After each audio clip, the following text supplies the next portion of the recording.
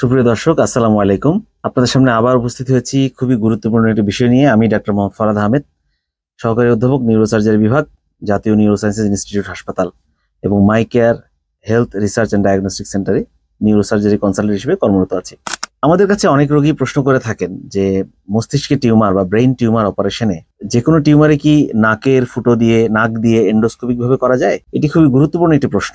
যেহেতু চিকিৎসা সেবার শাখা এবং প্রশাখা বাড়ছে এবং এর মান বাড়ছে, আমাদের দেশে চিকিৎসার অত্যাধুনিকতা বাড়ছে এবং প্রতিনিয়তই আমরা এন্ডোস্কোপ মেশিন, মাইক্রোস্কোপ মেশিনের মাধ্যমে অপারেশন করছি। রোগীদের একটা প্রশ্ন থাকে যে কাটাছাড়া বিহীন ভাবে যে কোনো অপারেশনই করা সম্ভব নাকের ফুটো দিয়ে? প্রথমে বলতে চাই যে আমাদের নাকে ফুটো দিয়ে যে অপারেশনগুলো করি আমরা, সেগুলোকে আমরা বলি এন্ডোস্কোপিক এন্ডোনেজাল সার্জারি। মানে একটা টেলিস্কোপ মেশিন নাকের ফুটো দিয়ে আমাদের ব্রেইনের তলানিতে পৌঁছে যায়, আমাদের খুলির তলানিতে। সাধারণত এটা স্কাল বেস সার্জারি বলে।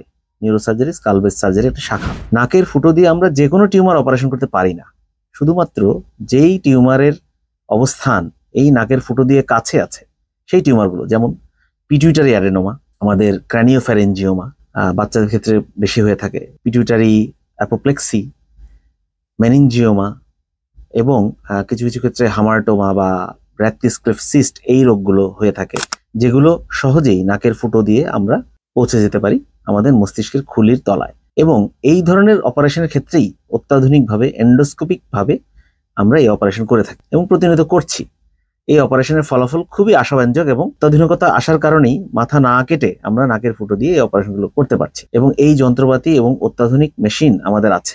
আশা করি দর্শক অনেকেই প্রশ্ন করেছিলেন যে কোনো টিউমার এই উপায়ে করা যায় কিনা। আশা করি আপনারা আপনাদের প্রশ্নের উত্তর পেয়েছেন। প্রযোজ্য ক্ষেত্রে কিছু কিছু ক্ষেত্রে আমাদের মাথা কেটে অপারেশন করতে হয়, যেগুলো এন্ডোস্কোপিক ভাবে পৌঁছানো যায় না। সেসব ক্ষেত্রে অল্প কিছু ক্ষেত্রে আমাদের মাথা কেটে অপারেশন করতে হয়।